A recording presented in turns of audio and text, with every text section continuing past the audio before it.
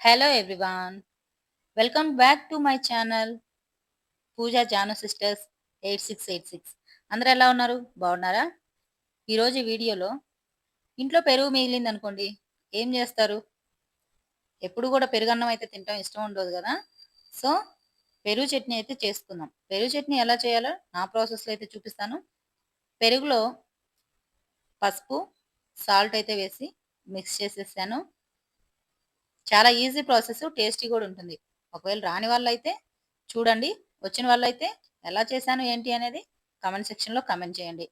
ఇలా కలవెట్టేసుకొని కొంచెం వాటర్ అయితే వేసుకున్నాను.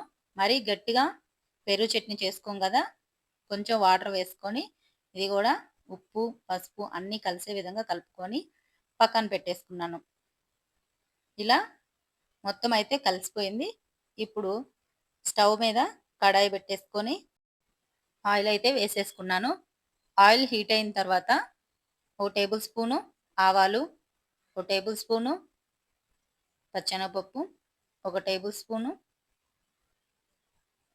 జీలకర్ర,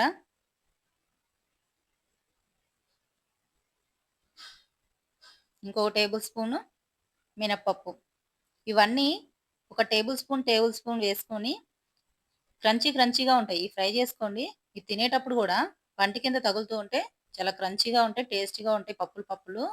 అలాగే 2 ఉల్లిపాయలు సన్నగా తరుక్కొని వేసుకోండి. అలాగే పచ్చిమిరపకాయలు ఒక 5, 6 పచ్చిమిరపకాయల చీలికలు అయితే వేసేసాను. ఉల్లిపాయలు కూడా సన్నగా తరిగి వేసుకోండి. ఎక్కువ ఉల్లిపాయలు ఉంటే అంత టేస్ట్ ఉంటుంది ఈ కర్రీకి. ఉల్లిపాయలు పచ్చిమిరపకాయలు చక్కగా ఫ్రై చేసుకోవాలి, గోల్డెన్ కలర్ వచ్చేదాకా ఫ్రై చేసుకొని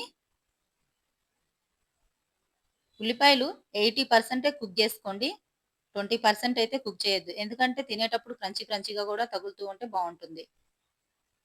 కరివేపాకు కూడా వేసి ఫ్రై చేసేసాను. దీంట్లోనే ఒక టమాటా, ఒక చిన్న సైజ్ టమాటాని చిన్న పీసెస్గా కట్ చేసి వేసుకోండి. టమాటా ఏంటి అనుకుంటున్నారా?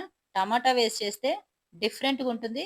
ఇది నేను చేసే విధానం డిఫరెంట్ స్టైల్లో అయితే టేస్టీగా కూడా ఉంటుంది.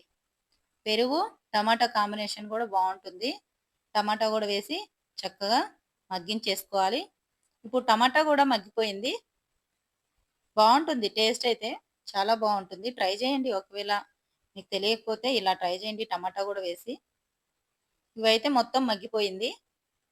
మనం కలిపెట్టుకున్న పెరుగు, ఉప్పు పసుపు అన్నీ కలిపెట్టుకున్నాం కదా పెరుగులో, అవి కూడా దీంట్లో అయితే వేసేసుకోవాలి. ఇప్పుడు మంటని సిమ్లో పెట్టుకొని వేసుకోండి. ఎందుకంటే పెరుగు వేసేటప్పుడు పెరుగు హై ఫ్లేమ్లో ఉందనుకోండి మంట విరిగిపోతుంది పెరుగు. సో మంటను తగ్గించుకొని లో ఫ్లేమ్లో పెట్టుకొని పెరుగు వేసుకోండి. పెరుగు విరిగిపోకుండా చాలా చక్కగా అయితే ఇలా చేసేసుకోవచ్చు. మొత్తం వేసిన తర్వాత కలిపెట్టేసుకోండి. చూసారా, టమాటాలు ఉల్లిపాయలు, ఉల్లిపాయ కూడా క్రంచీగా ఉంటుంది.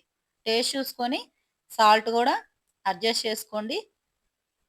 సాల్ట్ కూడా వేసేసుకొని క్రంచీగా ఉల్లిపాయ కూడా పంటి కింద తగులుతూ ఉంటే చాలా టేస్టీ ఉంటుంది. Super tasty. నచ్చిందా వీడియో? నచ్చితే లైక్ చేయండి, షేర్ చేయండి. సబ్స్క్రైబ్ చేయకపోతే సబ్స్క్రైబ్ చేసుకోండి. బెల్ ఐకాన్ ప్రెస్ చేసి ఆల్ నోటిఫికేషన్ అయితే పెట్టేసుకోండి. Thanks for watching. See you soon next video. Bye.